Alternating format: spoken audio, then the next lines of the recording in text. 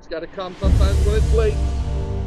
Here we go. Hey guys, it is Ryan Feathers Elite Pigeon Auctions. Here I am in San Diego, California. Not San Diego, Canada. Not San Diego, Norway. California. The lighting is not the best, but that's okay. We had a great dinner. I had a great day filming in San Diego with John Timmerman. You guys are going to see the loft tour. Man, uh, the inspiration, the passion in someone, you really felt it in that loft tour. It got even emotional. And I like that because it comes right from the heart. And you don't see that. Eh? That's real original. John invited me to come out for dinner tonight, meet some guests, and I'm going to rotate the camera. And Rick Barker, you're in the house with us. Okay. You are a gentleman that has participated in the San Diego. Oh, you're from just north of here in California. Temecula, California. Okay. How long you been participating down here in San Diego? Since 1991. 1991. Right. So 1991, that's how 30, many years? 35 years. 35 years. Yeah. So you've done a lot of racing down here. Yes.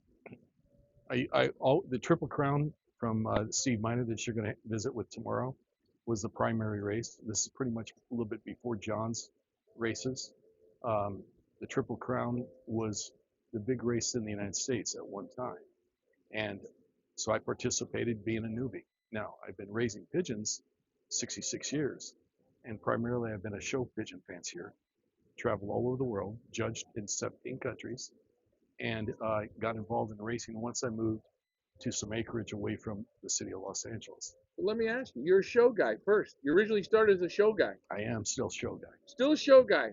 And people are going to ask, well, what pigeons are you showing? I am a master breeder of 3 breeds, Modinas, which is the most popular breed show pigeon in the world. Also a breed called the Vorburg Shieldcropper and Turbans. And just got involved and I'm an all breed judge. And so oftentimes at the national show, I'll be one of the judges to select best in show. So it's a passion that I've had all my life. I've evolved less into show pigeons and more into racing. And mainly because you don't have the political stigma in racing that you have in show pigeons. You don't have the disappointment if you don't win. There are 3 types of pigeon fanciers, and probably this applies, but the 3 types of pigeon fanciers with showbirds is a guy that is so intense that if he wins, he's happy. If he loses, he's unhappy. There's the second guy that wants to be competitive, but he's okay with either. And the third guy is there for the camaraderie. He's happy with that. And the racing venue leads more towards the latter. The camaraderie in San Diego is unique to any other place that I've experienced in the United States. Friends that we see once a year, but we always look forward to seeing them. They will be here for not just 1 or 2 days, but upwards to a week.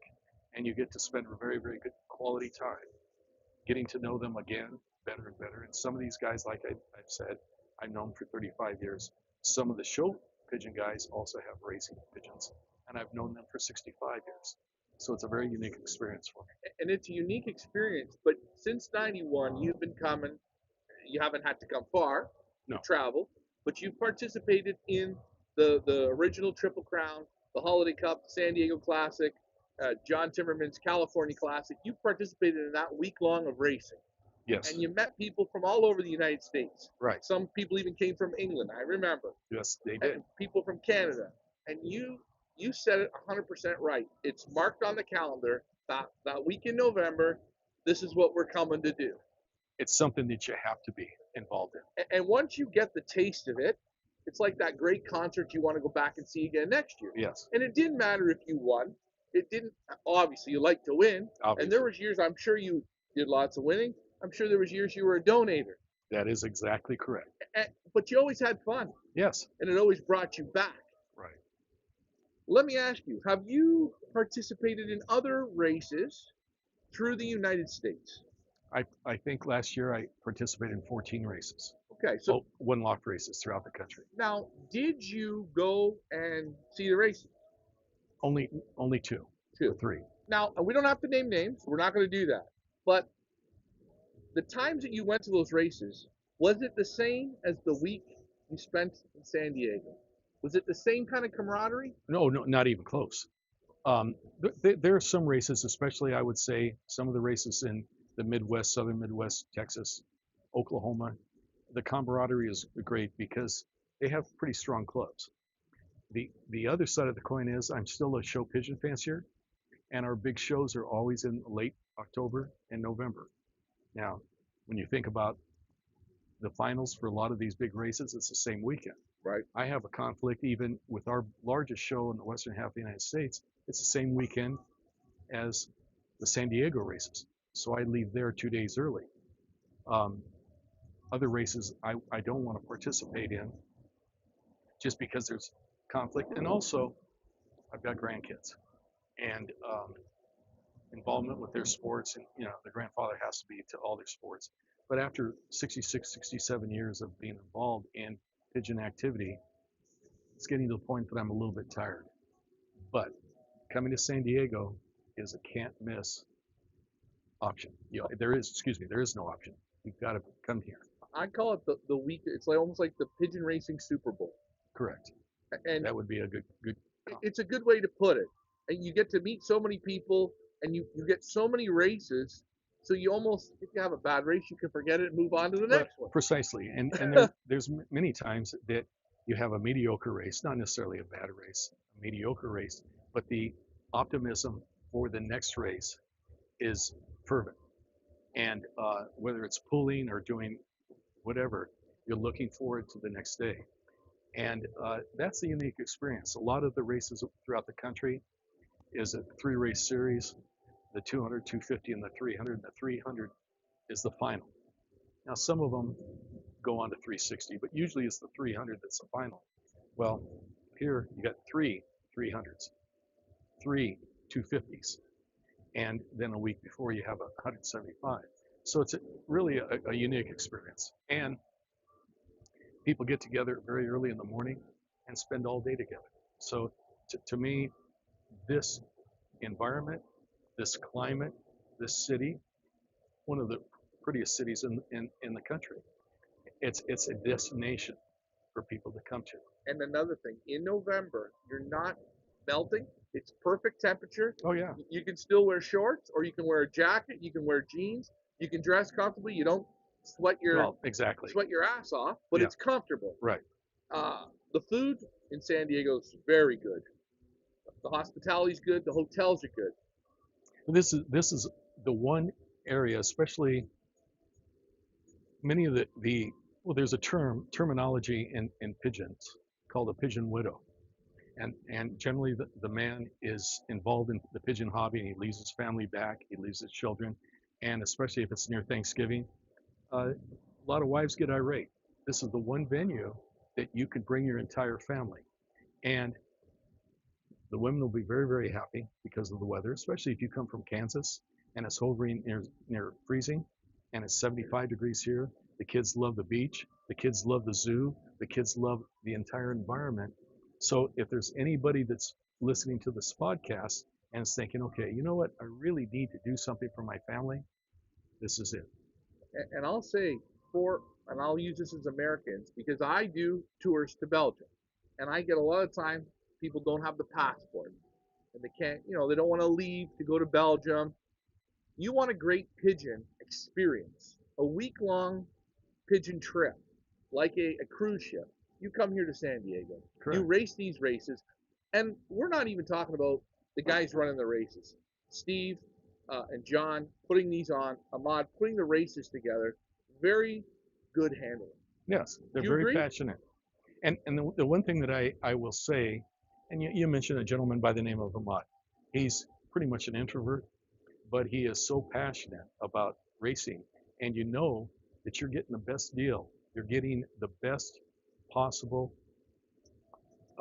race in terms of fairness from Ahmad, because he takes it personal. A lot of one love race managers, owners, well, let the best bird win, and maybe their management is not up to par. and it happens. Ahmad takes a personal uh, involvement in everything because he wants each and every person that comes to their races to be able to have a fair chance to win. That to me is extremely important. Same thing applies to John um, and Steve as well. You have to have a good bird in order to win. You got to have a fair race. You have to compete against the best that it is out there. And I'm going to tell you right now that the people that I have competed against over the years, some of the best in the United States. That's And 100% true. and yes, and you look at their birds, and occasionally, very occasionally, I'll handle somebody else's pigeon after the race is done, and the people are taking their birds home, and they'll say, "Hey Rick, why don't you handle this bird?" And sometimes I go, "Wow, my bird beat that bird," or "Wow, I understand why I didn't win." Right. And those are the kind of things that make the pigeon hobby very special. It's not just about money. It's just not winning races. It's being able to create an animal that is competitive and more importantly that you really appreciate. We talked earlier at dinners, and I mentioned the comment about presence. Some pigeons have a certain presence. A lot of pigeon fanciers don't even know what that means. Those that are accomplished, those that are experienced, kind of get an idea. But the beauty of that is presence for a pigeon is an individual thing. Each individual has a different concept of what that should be. But as you indicated before at dinner, you can go into an auction and say, this is a good bird, this is a good bird. You don't have to handle it. You know it from the get-go. Yeah. And there are a phenomenal amount of pigeons in San Diego at the races that have that trait. And I see it often.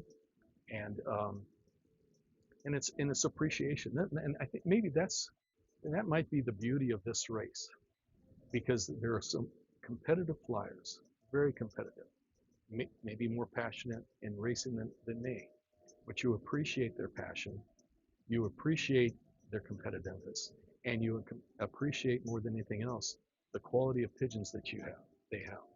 You may not win, and if you didn't win, it's because you were beaten by a better pigeon. And if you did win, or do well, the silent appreciation of a job well done is incredibly important. I told you to the guys at dinner tonight, it's not about the money. If I have a bird that wins a race, or first average speed, Right. ace pigeon, Ace pigeon, yeah. I can sit in the loft and look at that pigeon, and generally for me is a hen. And the appreciation that I have for that accomplishment far exceeds any amount of money that I want. So for me, it's a different issue. It's the appreciation for the animal. Now, cutting back and trying to breed out of 8 or 10 pairs, that's even a little bit more difficult, mainly because I'm trying to narrow down the genetic pool. And this is the big problem. Am I doing the right thing, or am I missing? You're doing the right thing. Well, You have to be patient. I understand that, but the decisions of which to keep and which not to, or how to pair it. And I see this often. You get a cockbird that is a tremendous bird, and for the first 2 or 3 years it doesn't do anything, and then all of a sudden it connects with one hen, and now it's a prepotent sire. Well, was it that the bird was a bad sire, or that you didn't make the right decisions up until that point? Sure. So those are the kind of things that I really appreciate. And as a breeder, and I'm not sure that a lot of other people think the same way, which is fine, because we all have, you get 50 guys in a room, they have 50 different ideas of how to go. And so for me, to appreciate a beautiful animal that is successful in the races is far more important than the monetary gain or anything else. So that's kind of where I come. Okay. Another question. Since you've been competing here since the early 90s, right? Mm-hmm. The pigeons that flew this course that you have brought home through the years, how have they been breeding for you after? Excellent. Excellent. And it's because it's a real working course. Yes. And the handlers, from Ron to Steve to John, they put the work in. Right. So you're getting an honest test when you're paying them to handle those Yeah, pigeons. you get an honest assessment. And the thing is, and one of the things I've learned, if your birds are in the top 10% consistently, you're going to be out of the money. If there's 800 pigeons going to the race and you're 80th, you're out of the money for the most part. But that bird is still a quality pigeon, and a lot of people overlook that. They dismiss it. They dismiss it. Yeah. And so when I say I've been successful with those birds, my birds will generally come home.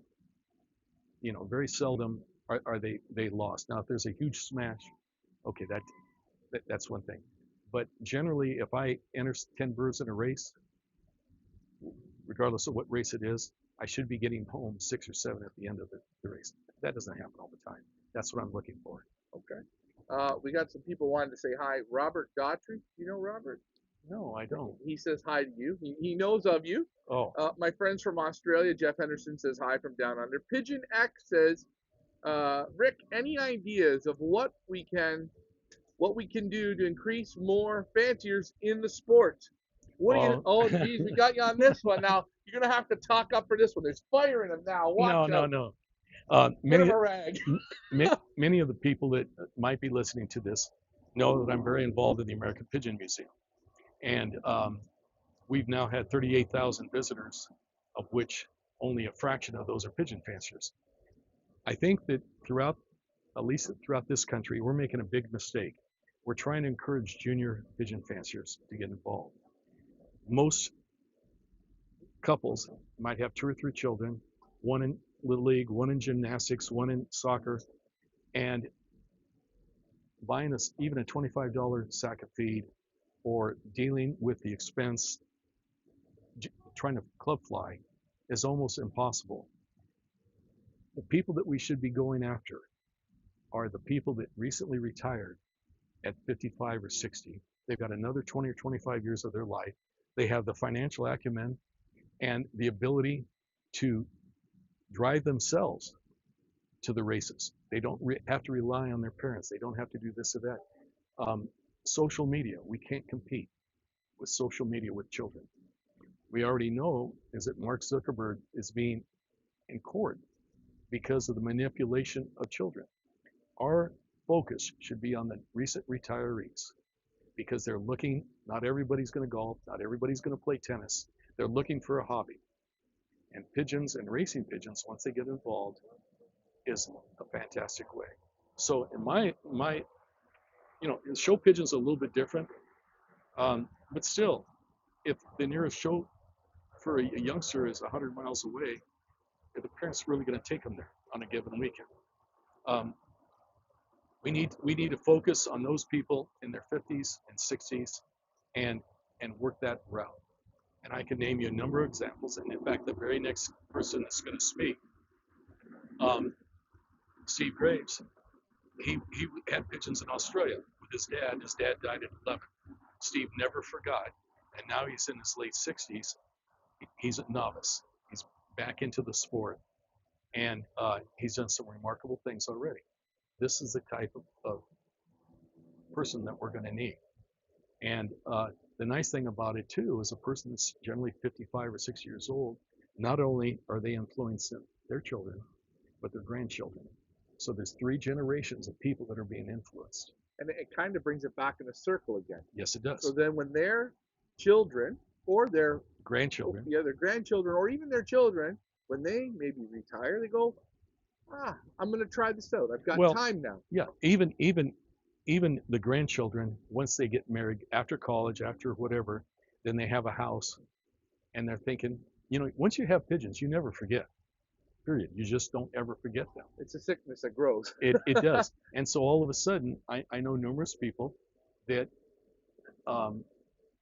started back up once they were married and they had a household. Our problem is now we're talking 25 years or 30 years down the road. Where are we going to be as a group anyway in 25 or 30 years? So the older people that can afford it can participate in one-lot races, can participate in pigeon shows, can club flying, whatever it is. That's incredibly important. And the juniors, I'm not saying abandon them. No. but you still push for them. but But like you focus. said, the newly retired people, great. It's a great hobby. You're at home. Yeah. Go to a golf course. It's expensive. Yes. It's a great hobby. Robert Daughtry said, I met Rick at a pigeon pageant show in 2018. That was great. Mike Larson says, Jim Gannis from Oregon is a friend of Rick. Jim Garris. Garris. And Yeah, okay. I'm sorry. He spelled I'm sorry. Gannis. No, Okay. Jim Garris. Another question: is Tim Brandon still racing? No, he's not racing, but he's breeding, and he now lives in Arroyo Grande. And Tim Brandon, one of my best friends, and we met in 1961. Okay. And Robert Daughtry says Mike Larson, he's in Hawaii, think he's out. Mike Larson, Mike Larson. I don't know. Robert, don't worry. Yeah. Yeah. I don't know. But anyways, okay. So getting back to growing the sport, great idea. Um, with these races in San Diego, you've played it. You're still playing it. You're still playing it this year. Yes. Have you figured it out? Have you figured out how to win every No. year? Well, you feel that you're entering the best. Now, Okay. I will say this. I entered 14 races last year, Yes. and I felt that I entered my best here. No, why is that? Well, because I want to beat my neighbors. I want to beat the guys in San Diego. Now, I indicated before I didn't go to Texas, like the Longhorn, for example. I didn't go to Franco's. I didn't go to the Crooked River. I didn't go to the Blue Bucket. And I didn't know the participants because I wasn't there. But no, at the restaurant, at the bar, in the hotel, when I go to the three different races, I want to beat every single one of them, and they want to beat me. And so the camaraderie and the competitiveness is so unique here that I just don't see it anyplace else. Okay. Another question that people haven't participated in thinking: what kind of pigeons do I need? Do I send only hens? Do I send only cocks? Do I need harder nosed pigeons? Do I need sprint pigeons? What do they need? Because you've been flying it long enough. Yeah. So you have a feel. You're like gonna give them a little cheat code. What kind of pigeons do they need? Well, first of all, as John would say and Steve would say, this is a hard course, and it's not a course in the Midwest where it's flat, where the elevation may not change much more than 500 to 1,000 feet.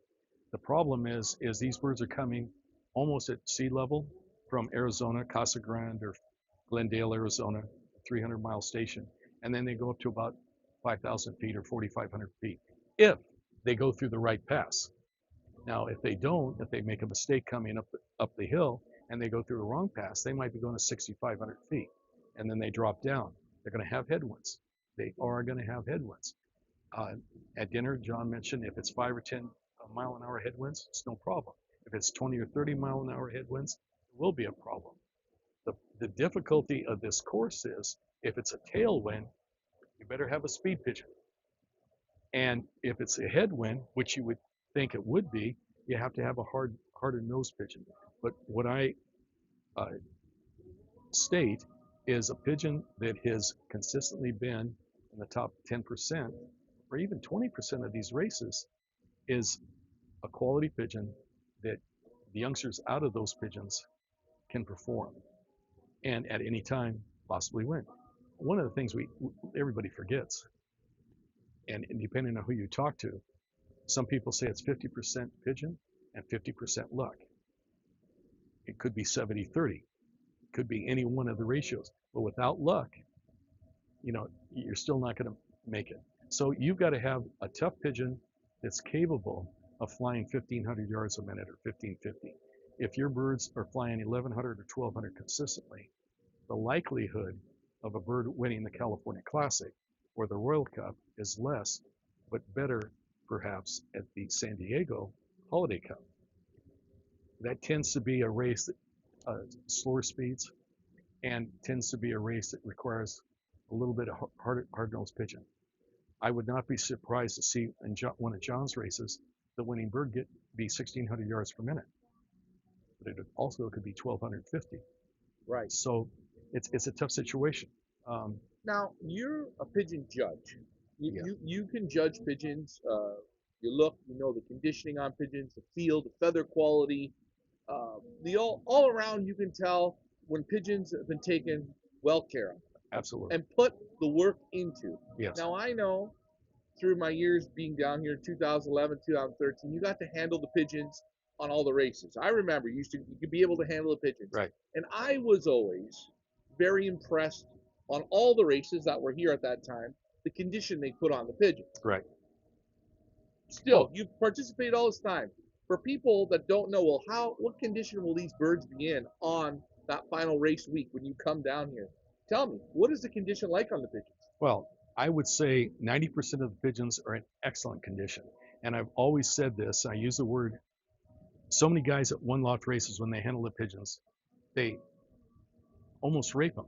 They're pulling their wings, they're raising their bird up and down, they're pulling on their tongue, excuse me, I'm pulling on their beak, they want to look at their tongue, etc. You know in 5 seconds if you've got a good pigeon in your hand. You know in 5 seconds. I think you said a 3-second route. I can tell you in a heartbeat if the bird is healthy. You can feel the air sacs if the bird's breathing correctly. You don't have to look down their throat. You can, but you don't have to look. You look at their eye, you look at a full wing, and boom, send it. Don't rape the pigeons anymore. And I'll tell you what, I have been challenged. Other people's that Rick Barker doesn't know a good pigeon because he doesn't even look at it. Well, no, I don't need to handle the bird for 2 minutes to make an assessment. Correct. And I'm saying through the years, from the early 90s when you were here, you've seen birds year after year after year. The men that put those time in, Ahmad, Steve Miner, John, Ron, they put the time in. And you've seen it when you got there. When you spent your hard-earned money to send those pigeons, and it was now time to gamble and bet, and you put those pigeons in your hands, didn't you feel good? Didn't you say, damn it, I have a chance. I have a chance. Yeah. They got me in condition. Now it's down to my pigeon. That's but correct. You didn't go every year and go, these birds aren't good at all. You didn't do that. No. Because these guys took the time. Right. And for people. And I will say this. Go ahead. No. Yeah. The quality of conditioning is better today in the last 5 or 10 years than it was 10 or 15 years in one particular race. Just saying. So, okay. So the thing is, Ahmad does a great job. John does a great job. He's got the guys that work for him, and they all are following John's instructions to a T. And if they don't, I know they get chastised. Okay. And I expect nothing but a very good quality in terms of not quality in terms of how good the pigeon is in the shape it's in. Excellent. Okay. So you're overall happy with the San Diego experience? Yes. And you recommend to people throughout the United States that haven't, and there's so many races you can go and play, but this is a different week of racing. Yes. And do you recommend? I'm recommending it, but try all 3 of the races. Put birds in each one and come for the experience. Come out, go out for dinner, meet the guys at the bar. Exactly.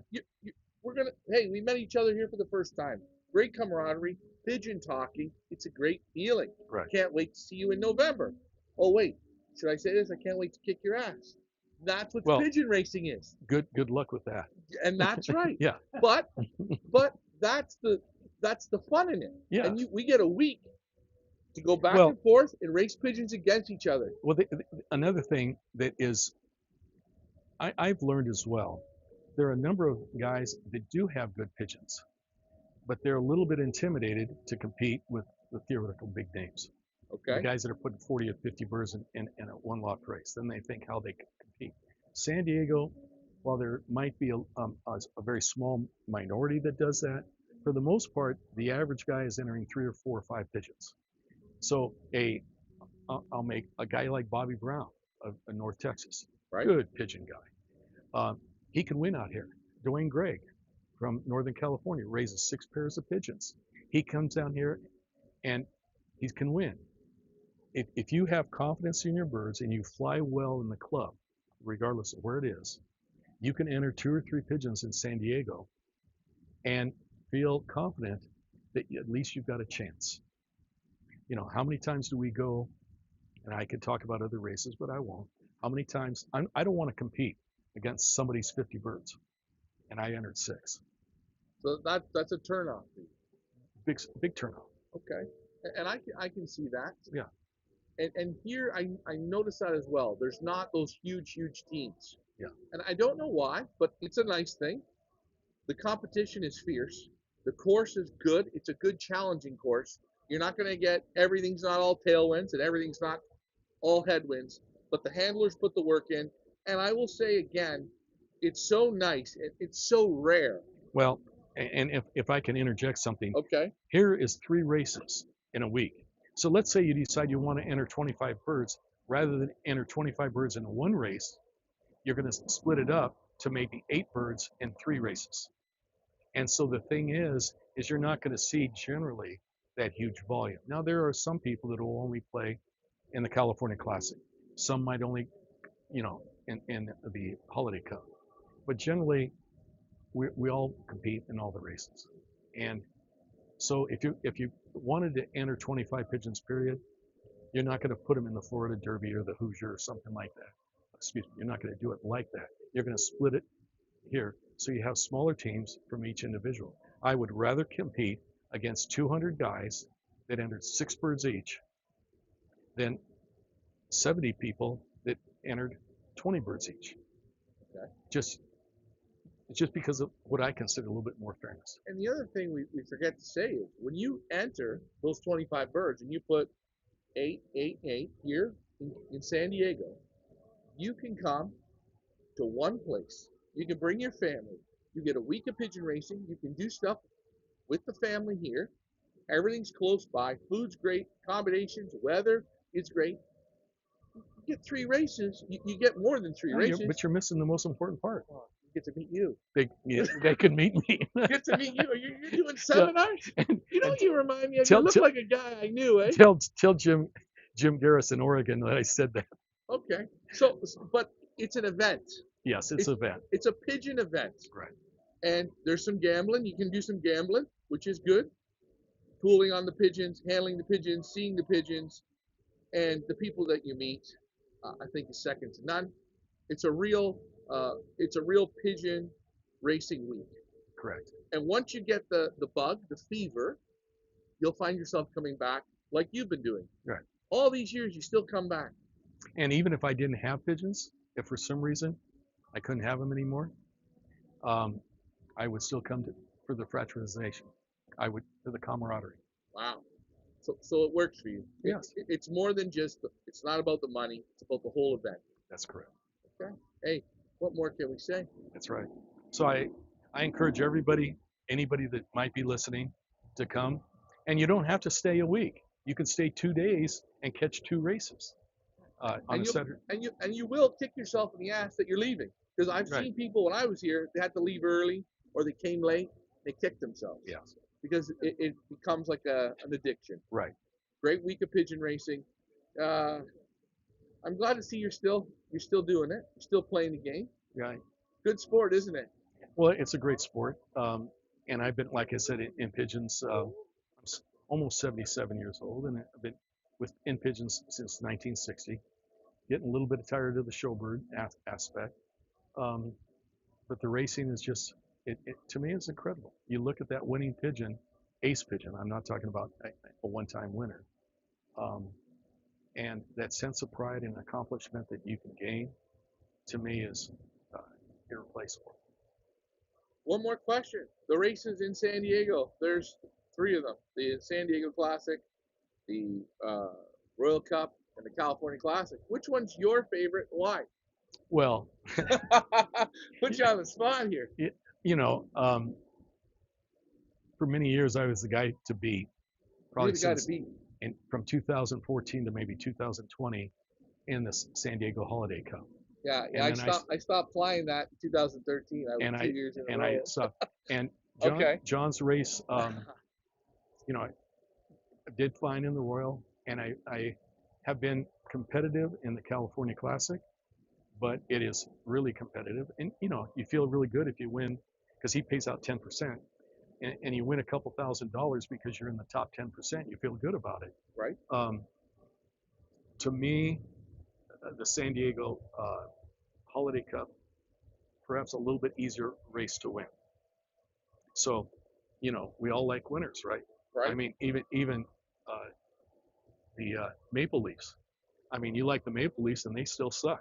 But he's coming right at me now. Okay. But right. Anyway, you know what I mean. Yeah. So no, but I wouldn't miss John's races.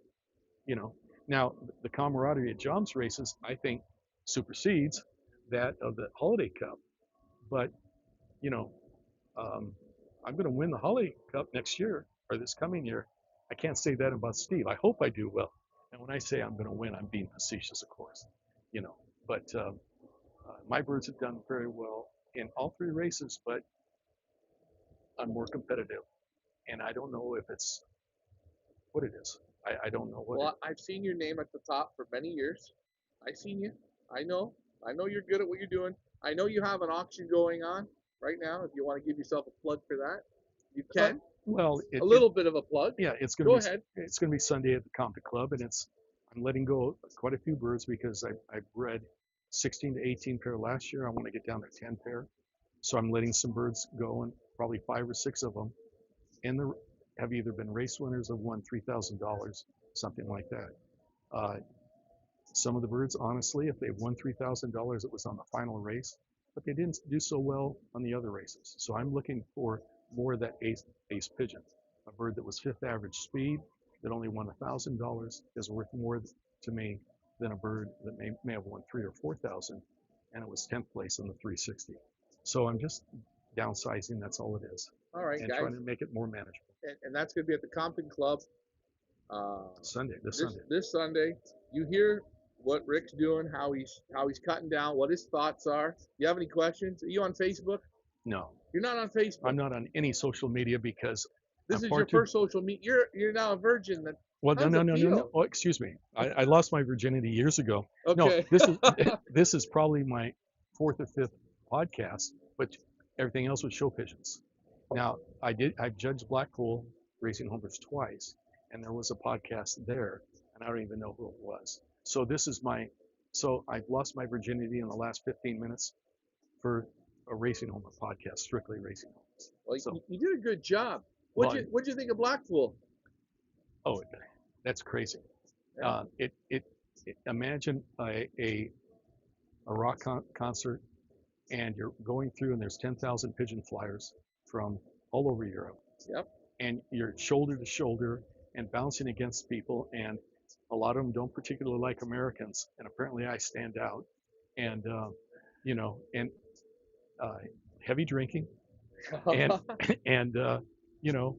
some of the thought processes on politics comes out, but really enjoyed judging there. And one of the best thrills is when I judged with Colin Walker from Australia, the preeminent pigeon veterinarian in the world. Yeah. And it was great and enjoyable. He was judging record homer cocks, and I was judging record homer hens, and we had a great time. But it was great seeing everybody. But the thing is there were thousands of people, as you know. Yeah. It's crazy. Blackpool's a crazy time, crazy thing, and lots of drinking. People all together. But I want to thank you, Rick, for taking the time to do this for these great races here in San Diego. You'll be here this year again, participating. Hopefully. So if you guys want to beat him, he's one of the best. He is one of those top tier guys. If you want some of his birds, I think you're bullshitting a little bit too much. No, but come on, you've done enough damage. You're still doing it. Come on.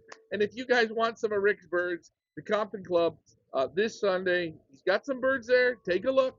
You might find one of the mistakes you made. Might be That's there, right? right? That's right. And there's nothing, guys. You can take those birds, put them on this course, and kick Rick's ass, and that's okay. It's good to lose, isn't it? No. It's great. That's how you learn, eh? No, it's not good to lose. That's why you're a Maple Leafs fan. No. I'm really not, but yeah, okay, I get you. Right. I am from Toronto, but I get it. Peter says Blackpool, very good. He was there. He's seen you. A guy by the name of Peter. And Rick Beach says, I am in San Diego. How do I get my racing pigeons involved? So he's in San Diego, Rick Beach, Okay, go to Win Companion right? on Google Win Companion, and Yeah. that'll show all the races in the country. And click on California Classic, Royal Cup, or San Diego Holiday Cup.